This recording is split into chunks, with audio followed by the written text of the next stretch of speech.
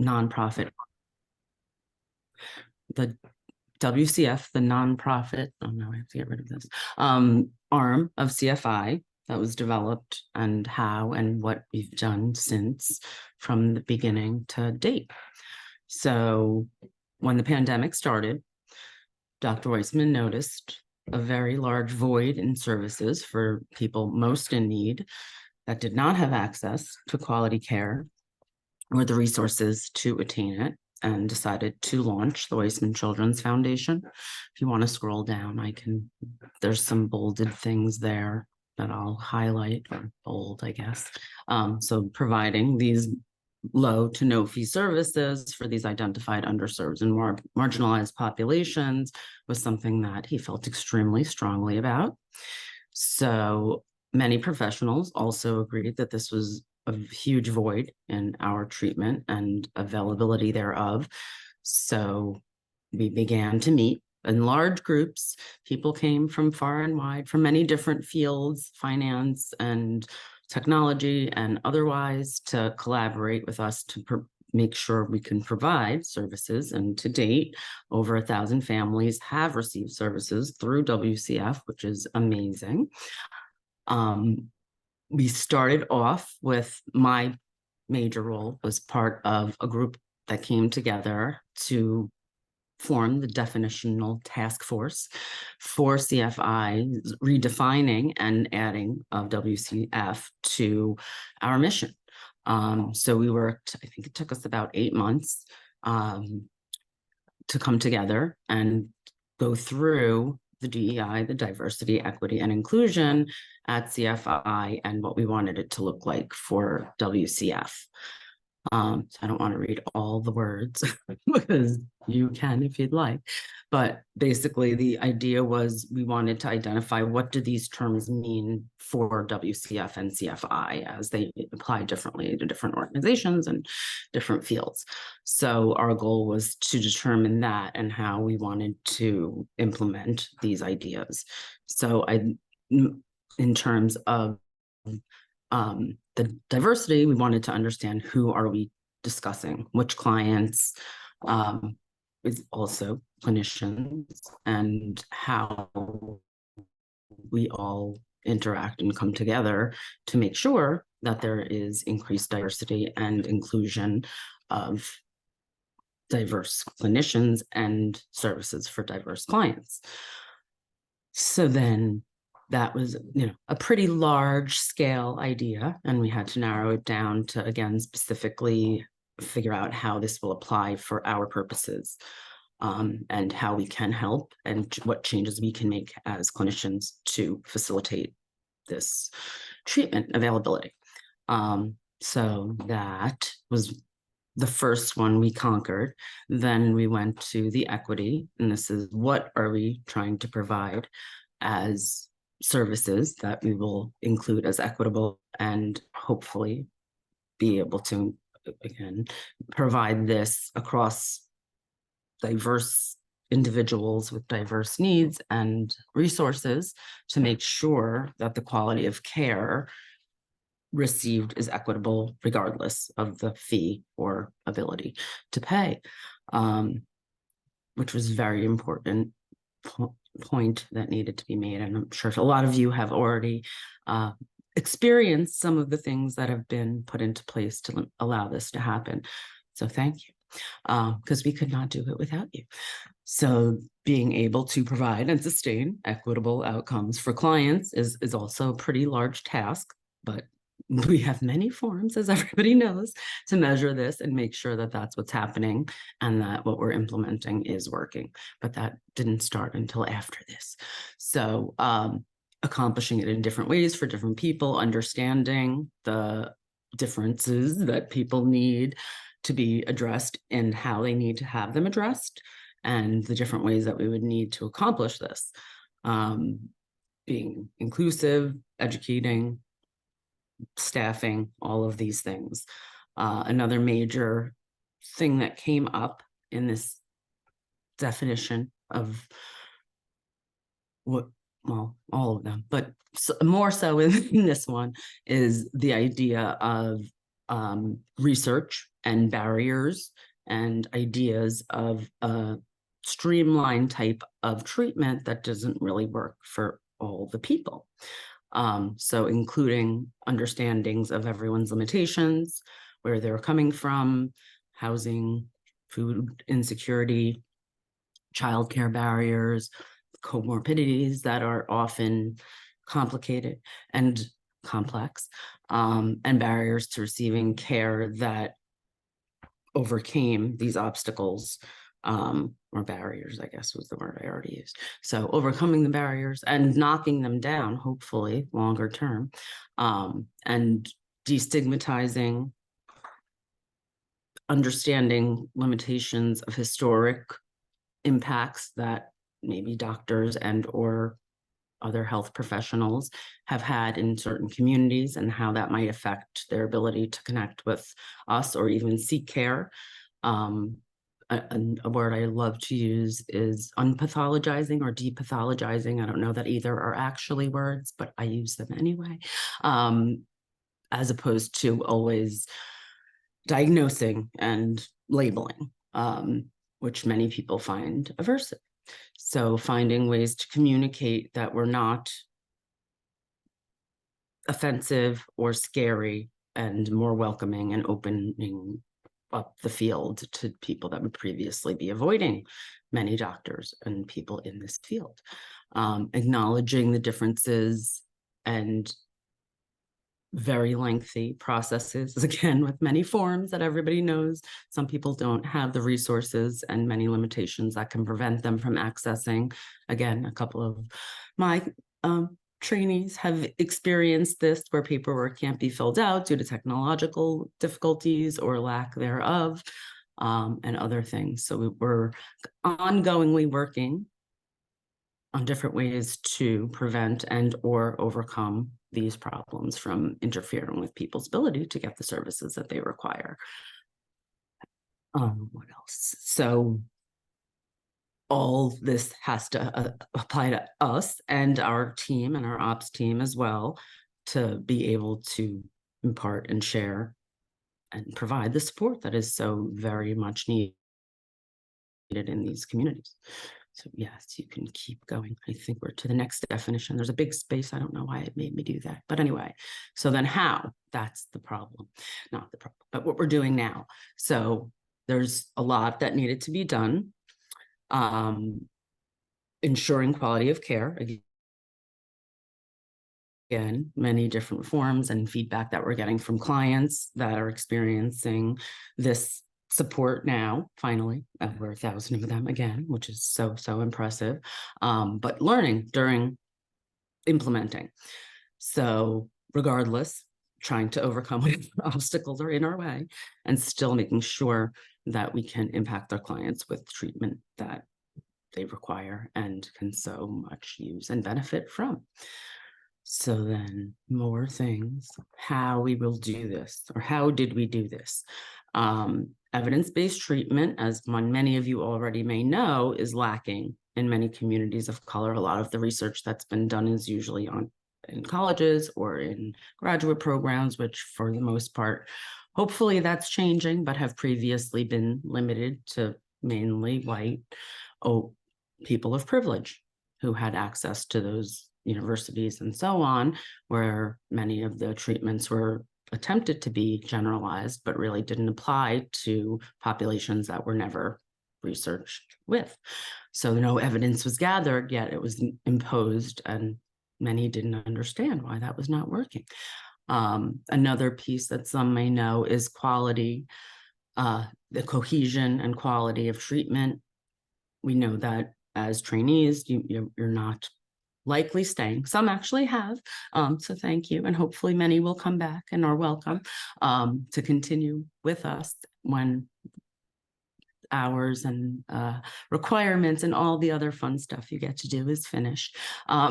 But having some cohesion, I came up with the idea to try to keep the same clients with the same supervisors so that the cases would not be starting from scratch with their new clinician when the training years switched over.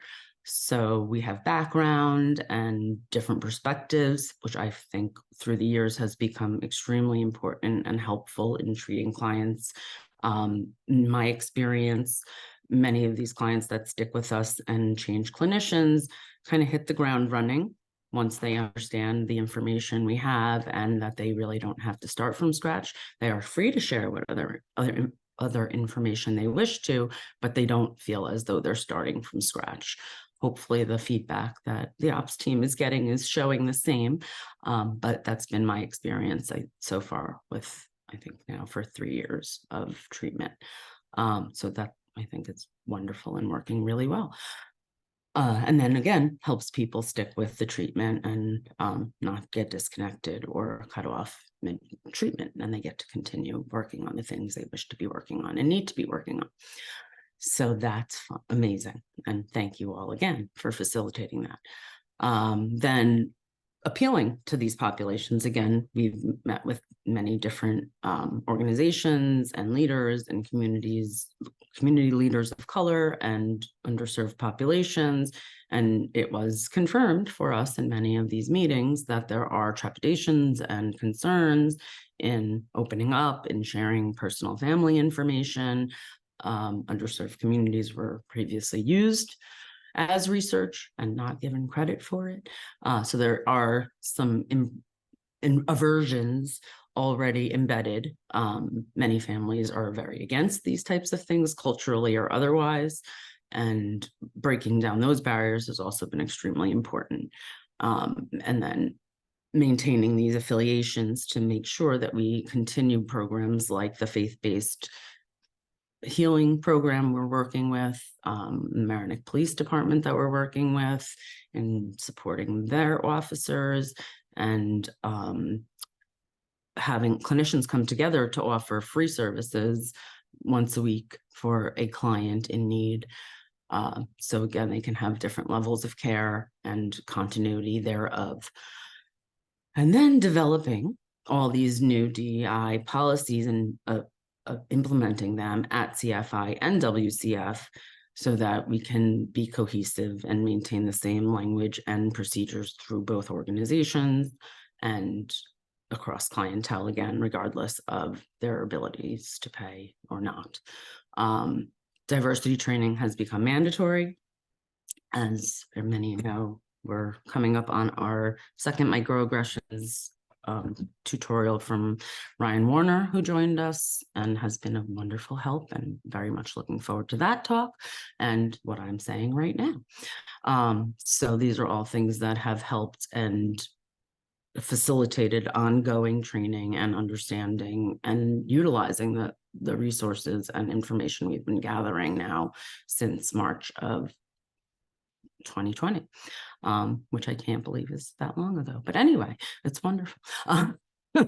Hopefully we can all put it behind us very soon, but not this part, the rest of the year. So making sure that those services are provided and discrimination is not part of it, and indiscriminately accessible and equitable EBT. So again, many of you may know, some may not.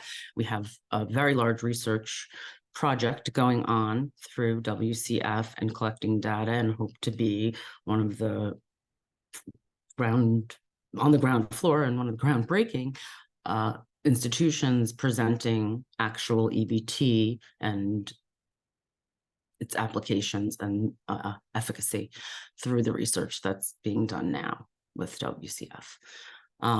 So it's pretty exciting. It's a large undertaking. Many of you know my best practice is developed basically for this purpose and to allow us to collect this information, have it cohesively, and apply it to the research as quickly as possible so we can start to distribute and publish, which is hopefully coming very soon. I think sooner than we anticipated, which is fantastic. And again, many fantastic clinicians and people from different professional walks of life have joined to make this happen and come together.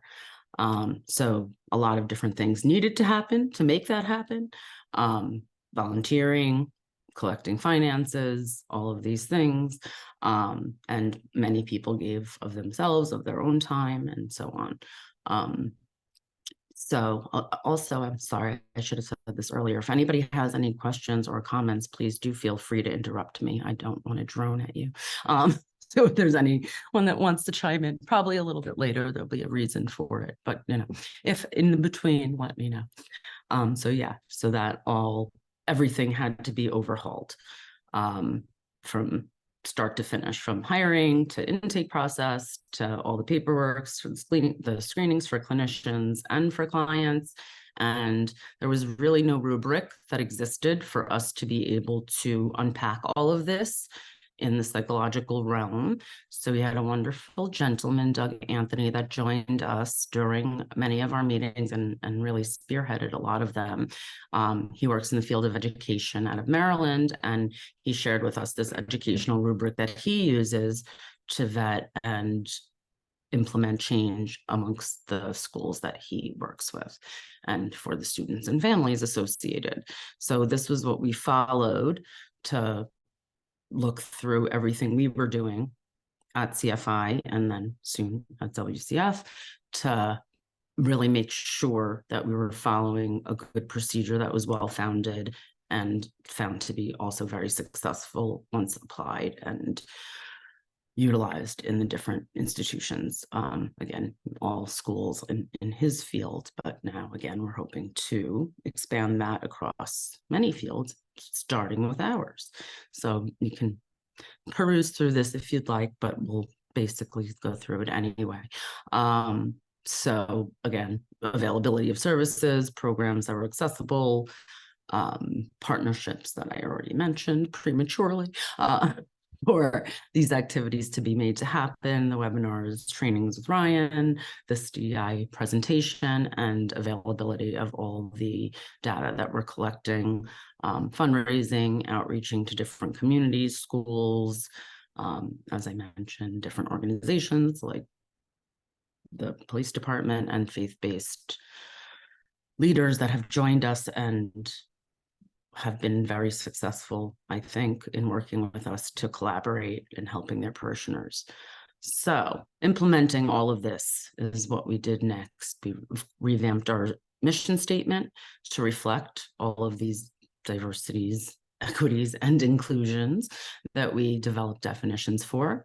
We began an internal audit guided by Ryan Warner to look at what we were doing, who were we employing, who were the therapists working with us, and then similarly the policies that we applied to our clientele externally, and many adjustments were made. Thank you, ops team.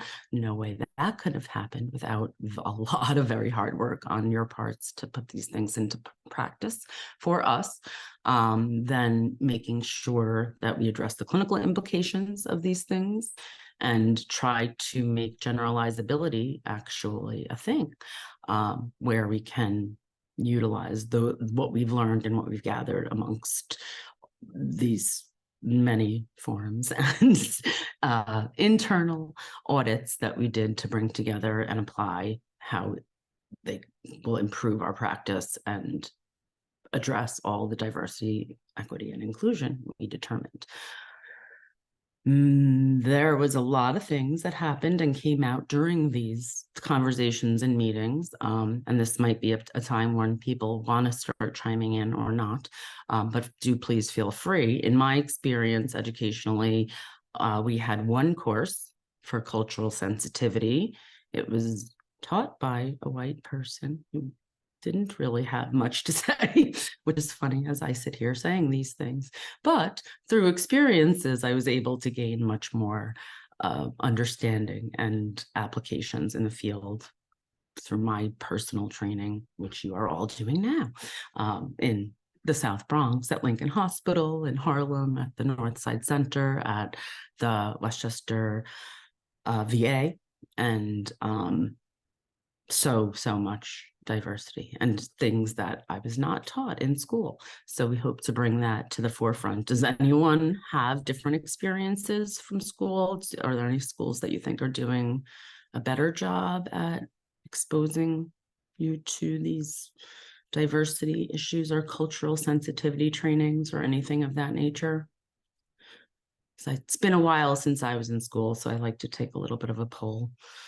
And feel free to put in the chat, or if anyone wants to speak up on their experience, I would love to hear. I actually feel like our school does a pretty good job of it, which I was kind of surprised about because no other school that I've been to has. I feel like in every single class that we take, instead of it just being like one like diversity class and then that's it, they really try to incorporate it. So it's been pretty surprisingly nice. And where are you at school? I'm at Kane University. Nice to hear. That's wonderful. Really, really wonderful. And unfortunately, not what I've been hearing even to date. Well, I should say last year when I did this talk then. Anyone else have a positive experience or lack thereof that they wish to share? Dr. Barton, I worked over at Eastern Suffolk BOCES at the agency level for a few years. I was involved in a task force for DEIJ, and I think they did an amazing job. They did an equity walk through the schools to make sure that everything was accessible. I mean, even things I didn't think about, like, is everything eye level to the students? I thought that was really interesting. Is it welcoming and affirming when you walk in the door in different languages? Like, so I had a very positive experience at the agency level, and similarly at school. I think a lot of our end of the year surveys always include, like, was the teacher or professor, sensitive to my identity, and did I feel welcome, and did I feel, so I feel like the school, and I'm at Fielding Graduate University, I feel like they're doing a better job of incorporating it into the everyday, not just the culture class, so to speak. So just one thing I wanted to add. So happy to hear this, which is much more than I heard last year. And there's only 2 of you that spoke up. So yeah, last year everyone was like, nah, we only had the one thing also. Yeah, so that's fantastic and amazing. And as I think we've discussed, there's a client that is now in his 3rd year with us, even though therapists have been transferred, who broke his leg last year and could not go to school because there was no accessibility to the school for someone with a broken leg, which I believe is illegal. But nonetheless, this is still happening in New York, and it's very sad. So I'm glad to hear somewhere there's change, but we need more, still more. But yes, at least I'm glad some had exposure. So yeah, building these things that didn't previously exist, being aware of all of these limitations, factors, points of view, is very, very important across situations, definitely in schools. But anyway, so I will move on. So another issue that came up a lot in working with clientele that had many limitations of very different kinds, financial and otherwise, was that once we got them to attend therapy, or they got themselves to attend therapy, I should say, we were working with not really psychological based needs, getting kind of stunted by lower, well, I don't want to say lower level, more primary level needs. There we go. I wrote that there.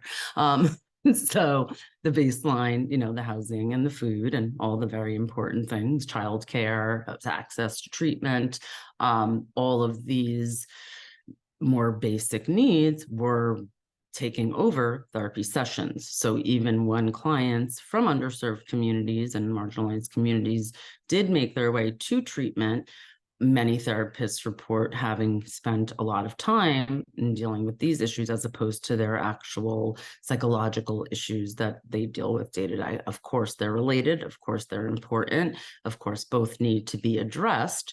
But unfortunately, many never got to deal or address their psychological issues because those other level needs were always being dealt with first. So working with different organizations, having different levels of care within the organization. Everyone is hopefully familiar with Maslow's hierarchy of needs, which is what I'm referring to with the basic needs and the physiological, the safety, the love, belonging, esteem, and self-actualization at the highest level.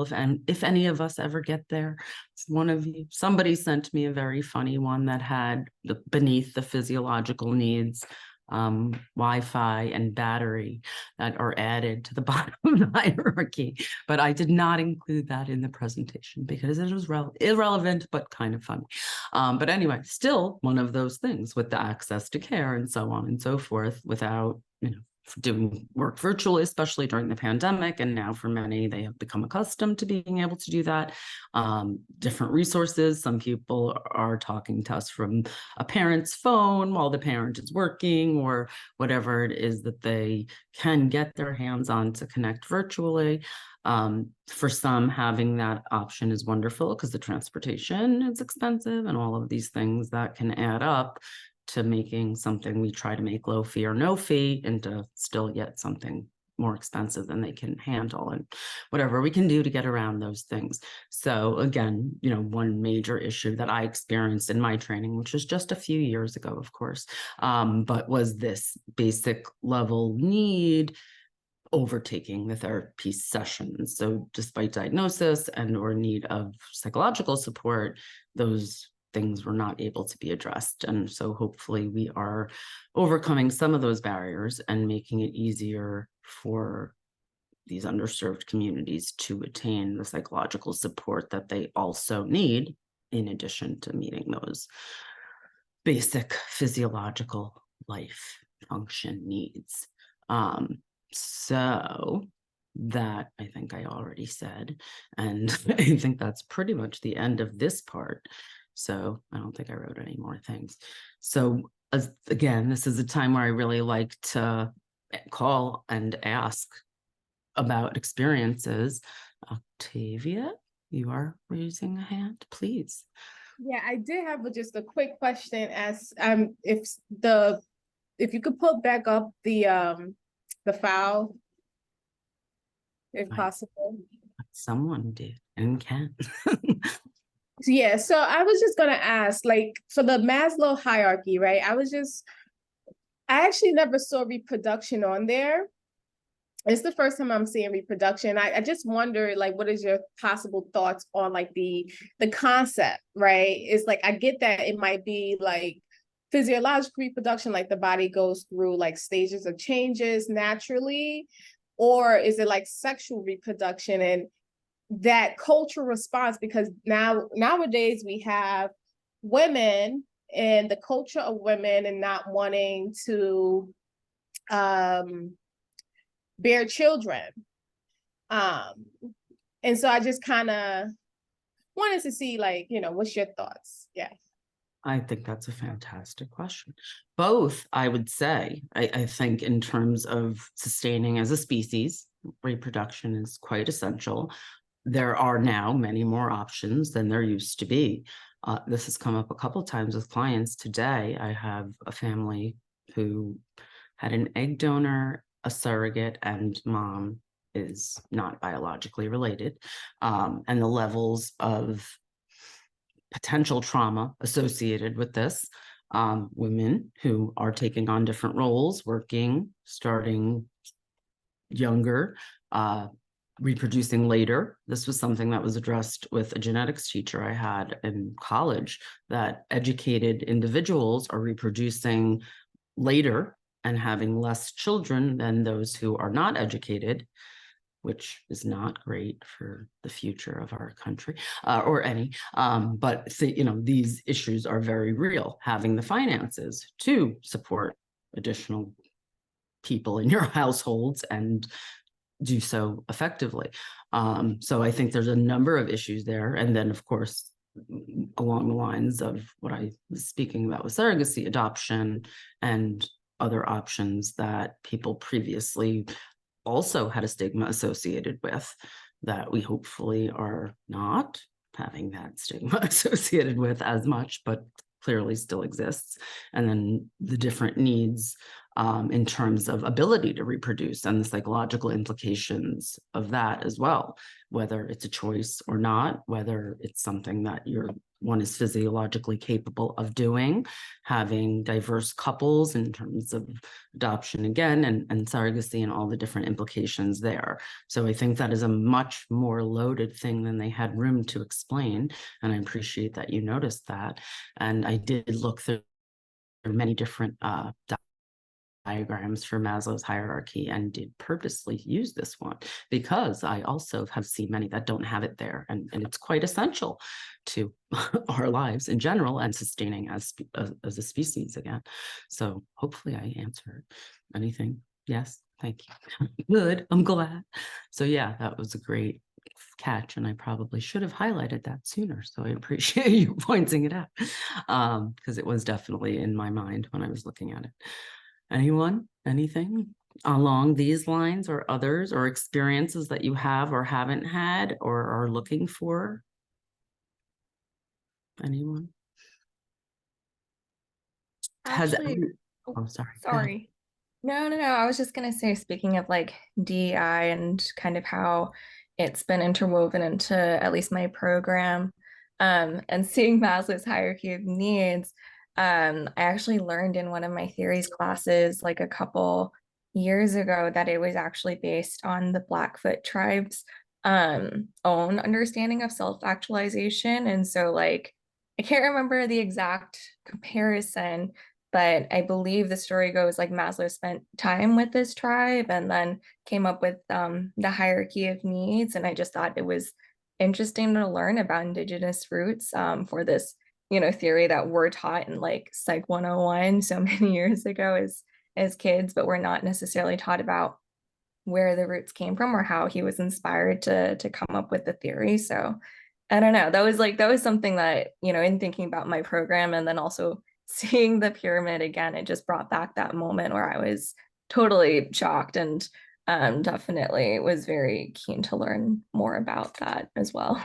Absolutely. And it's probably one of the reasons I talk about it very regularly and still bring it up in many sessions. And this was in 1942, I believe, if I'm not mistaken. So way, way ahead of his time and clearly very sensitive and knew that we were not doing things right and other people were. So that's awesome to bring up, and I should probably add that into this presentation. But yes, I think this is what makes it so universal and so applicable today, almost 100 years later, 80 years later, something like that. Math. But anyway, yeah, thank you for bringing up that. I appreciate it very much. And we'll add it for next year so that I can highlight that as well, which is definitely part of this process. And yeah, nobody knows where these things come from, and then they just blindly teach them. But yes, most schools would not point that out. But again, ahead of his time, and hopefully we can follow in the footsteps a little bit faster, knowing this and how much how little has been done since then. That's published fairly, and again, not forced into that like many other populations have been forced to do against their will to be part of research projects and findings. This was a positive one. So that's also something that could be shared with clients if need be. So that's very, very, very important. Thank you. Anyone other? I had a question about the level of care based on need, not finances, because I understand like the sliding scale and the low fee and the pro bono clients. And I was curious if that was developed right around the time of like the phase 1 with the COVID initiative and the 1,000 families that we supported in the Wiseman Children's Foundation that I know is, I believe I thought it was based on income, but I was just curious about like the level of care based on need and like learning a little more about what that looks like. Okay, so yes, started with the Weissman Children's Foundation. Prior to that, CFI did have a sliding scale, but it did not slide that low. They always do, and ops people can jump in if you'd like, because you know much more about it than I do. There's an evaluation based on income, and fee was always set accordingly to make it a comfortable situation. So that was not something that was holding people back from acquiring services, but not to this extent until WCF was formed. At that point, we had myself one of the, when Dr. Meisman mentioned that he wanted to start this nonprofit and provide these services, my immediate response was, I will donate 3 hours a week. Use me however you would like to. And many others did join in the same vein, again, initially to kind of come together and build up our structure and how this would be applied and where and to who, and how we would start outreach and making awareness of this very lower to no fee sliding scale known in the communities in need, was a huge part of the effort. Fundraising to provide a reimbursement for the clinicians who do, and office space and all of these other logistics that do cost money, for us to be able to accommodate and provide those quality services to individuals. Training and understanding of the mission was a huge part of that as well. Applying the definitions, integrating it with our staffing, with our clientele across the board, but staffing from ops through to the clientele and including the clinicians. There were times early on that, I don't know why this just popped up, but my emojis just popped in the middle of the screen. Sorry. I don't know if everyone else could see that, but I didn't do it on purpose. But anyway, it was an issue early on when we first started to unpack what resources we had available. We had one psychiatrist of color that there were questions and discussions open, possibly still, on matching clientele with a therapist, because there is a lot of research that having a therapist that understands you and or looks like you is much more successful treatment. And we wanted to make sure that that was dispelled, firstly, because of what I mentioned earlier in terms of those in privileged position to be educated to that level, and not having proportionate matches between clinicians and the clientele that we were seeking to support. So that brought up a bunch of issues. And again, I think we've diversified extremely well internally since then and incorporated a lot of that into our practice and protocol, and is now being outlined again by the ops team, which we could not do without them, anything really. But anyway, so across the board, I don't know if I'm becoming tangential yet, but stop me if I am. But it initially was, we did not have enough clinicians of color to match with clients of color. My hopes are for us all to be versatile and well-versed enough to handle and address these issues with our clients firsthand, if it is a concern, if it is something that comes up. I have definitely discussed it very openly and candidly with clients, and gotten pretty good feedback, I'd like to say. I don't recall poor feedback, but I would tell you. But I think that's experience-based and life-based. And personally, I grew up in a very diverse town. It was never an issue to me. Some of you may have clients there. New Rochelle and White Plains and Mount Vernon, Yonkers, I guess, are the bigger ones that are the most diversified. But I think more White Plains, New Rochelle are probably a better stretch of diversity across the board, from Scarsdale to Pelham. New Rochelle High School has clientele everywhere in between, or students, I should say. But anyway, so yeah, so there's been, I'm definitely going on a tangent now, but there was many efforts to try to make this cohesive and the quality of care to be welcomed by the clients, and again, allow them to voice and address any of these concerns. And we've made amazing strides in providing diverse clinicians since this realization was made. And that was why the audit was so important for us, to uncover these things and see what part of the problem were we, how are we contributing to this problem, and how can we stop that as soon as possible. And it really was implemented very, very quickly, because oftentimes these types of change take decades, and it's only been 3.5 years now, and we've made major strides in overcoming that obstacle. So it's a big deal. and definitely something. And then again, in terms of the quality and cohesion, obviously we know you have to come and go as students and hopefully move on to bigger and better, or maybe just come back to do bigger and better things with us when you're finished. But in the meantime, you know, that's a real issue. And the cohesion with supervision, the feedback we've gotten across the board is, I think, really, really good. And making sure that the client's quality of care is adhered to. And again, there's no discrimination in any way, shape, or form based on the fee they are paying or not, even in some cases. So yeah, it's been a lot very quickly. And again, I think it took huge amounts of work and many, many different people across different parts of the field and even not within the field to make this all happen ongoingly.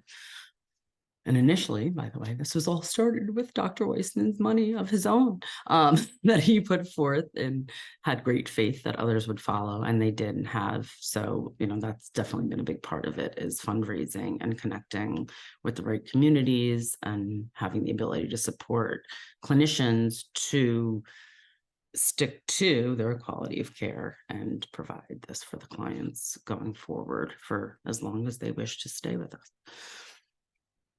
So thank you for, I don't know what I said, but I appreciate whatever started it. Anyone else?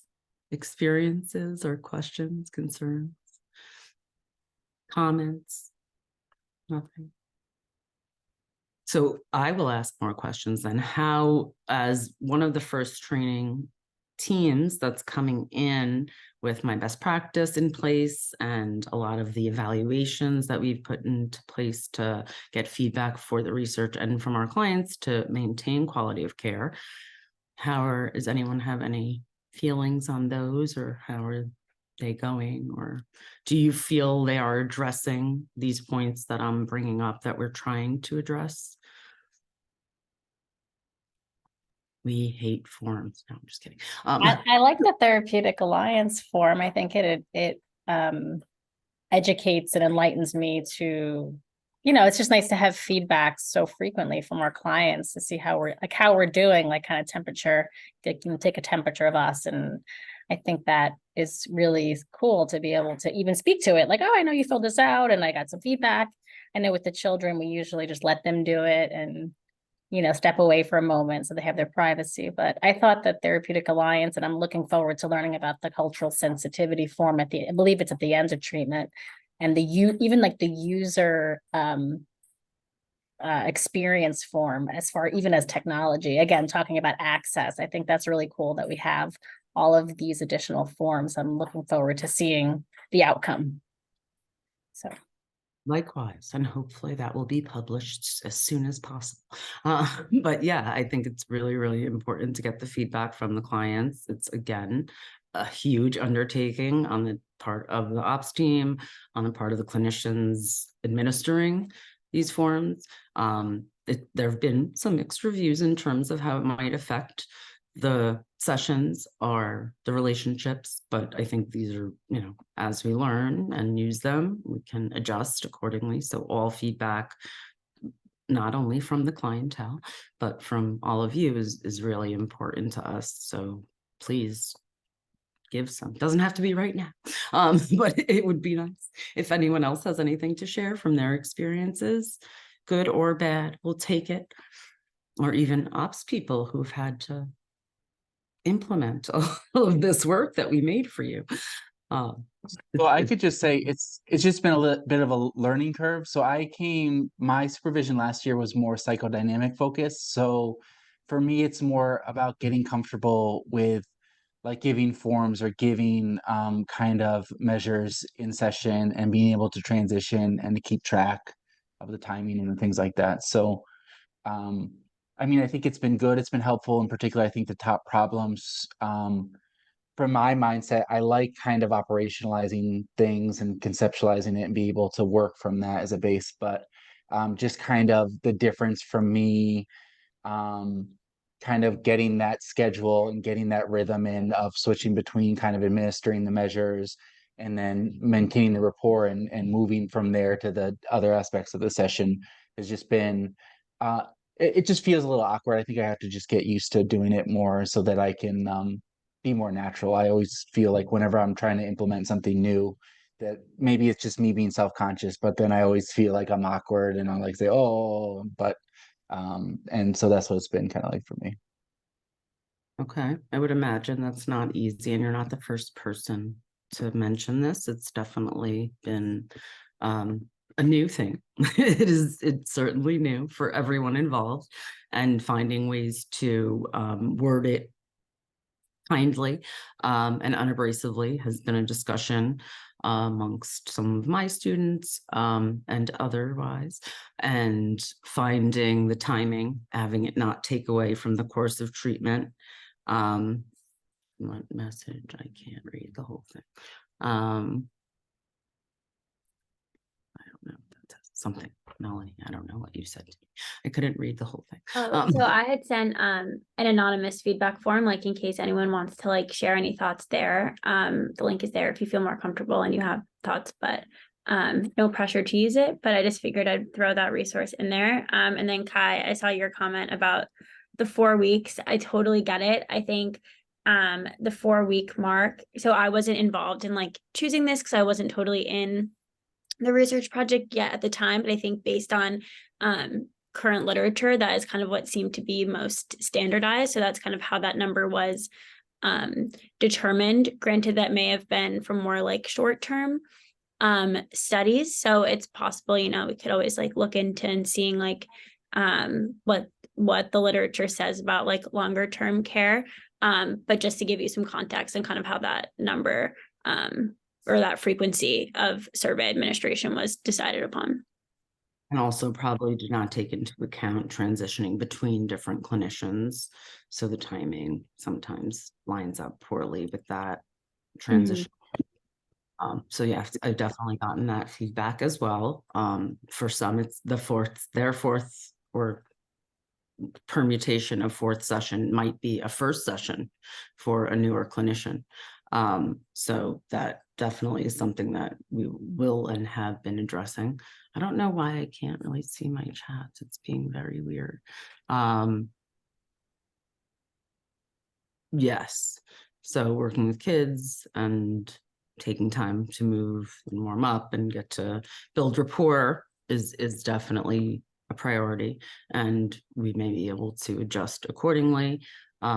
Perhaps considering like using an end of treatment between clinicians and then restarting the session count at the beginning of working with a new clinician so that you would not have to do that in a first session. However, many of the questions that are asked, clearly not those of having formed a relationship with your clinician just yet in a first session, because that would be odd, but impressive if someone did it. But others, are very analogous to that of an intake questionnaire.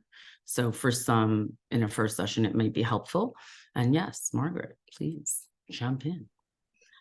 Yeah, I was gonna ask about like what considerations or what types of things were taken into consideration when thinking about applying these surveys to all clients in terms of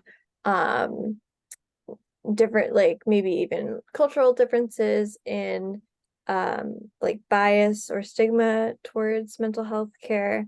In my placement last year, I was working with a lot of individuals who were very wary of mental health care professionals and sharing really like traumatic or important information about their lives. And so what I kind of worry about with the surveys is that it might seem even more pathologizing, that like, oh, we have to give you this trauma survey, something's like wrong with you, we need to like keep track of it. And it seems a little at times like less not human, like, but like personal and like warm.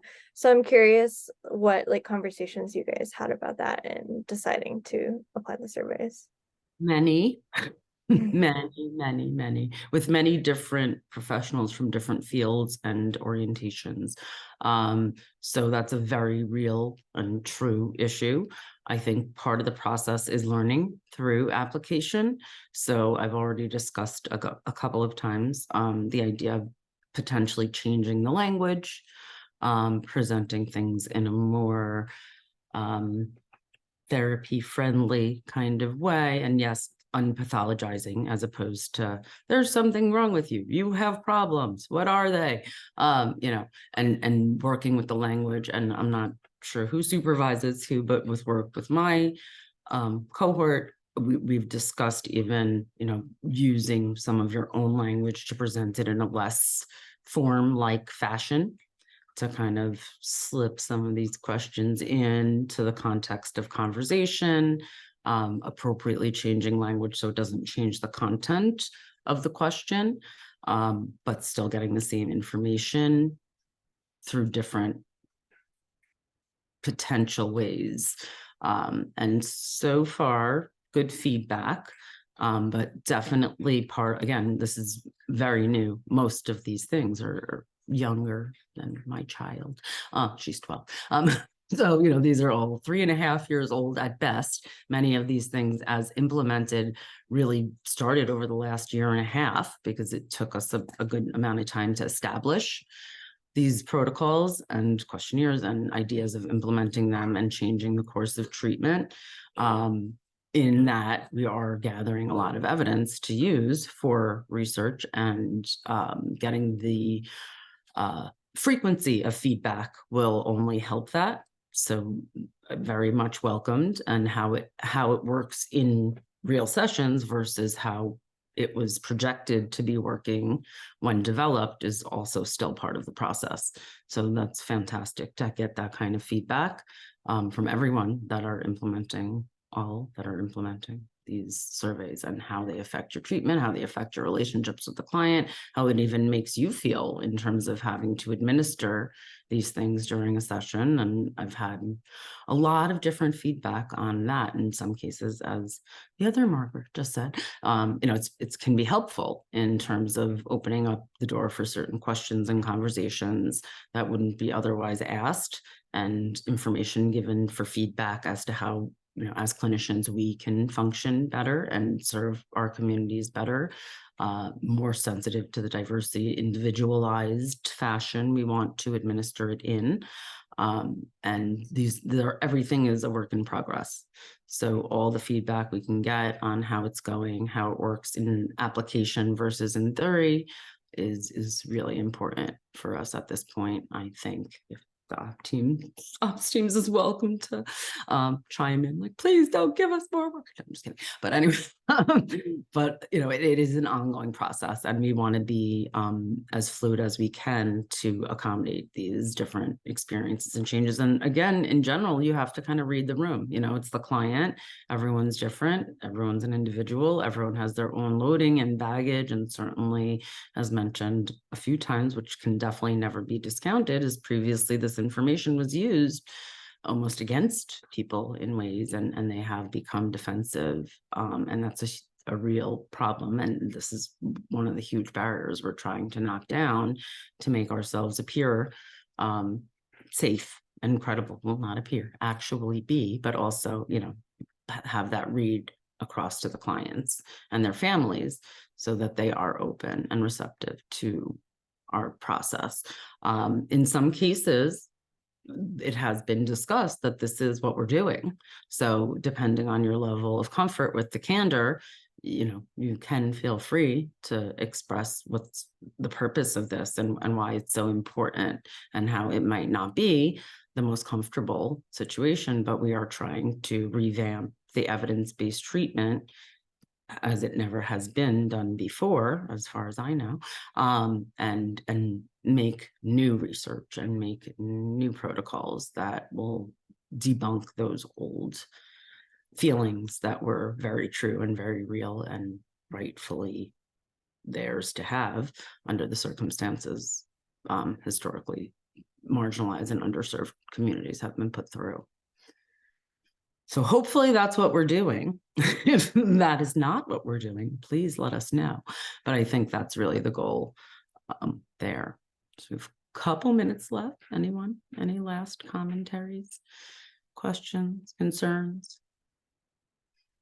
And of course, if you have any questions that, are not addressed with your personal supervisors, everyone is always welcome to contact other supervisors to ask different questions if it's not in someone's wheelhouse, because even through this process, we have senior clinicians that were shocked and surprised by much of what we've discussed and provided, and in their own experiences didn't even have the opportunity to work with diverse clientele, and or even there are people older than me, I hear, that were in school before me, where that there was no cultural sensitivity course whatsoever.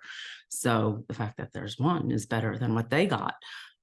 So it's something innovative, and at this point we would hope it isn't or shouldn't be, but here we are, and thank goodness we get to be on the ground floor of this and hopefully pay it forward throughout the profession and across clientele. So nothing, no one, comments, criticism, complaints, nothing.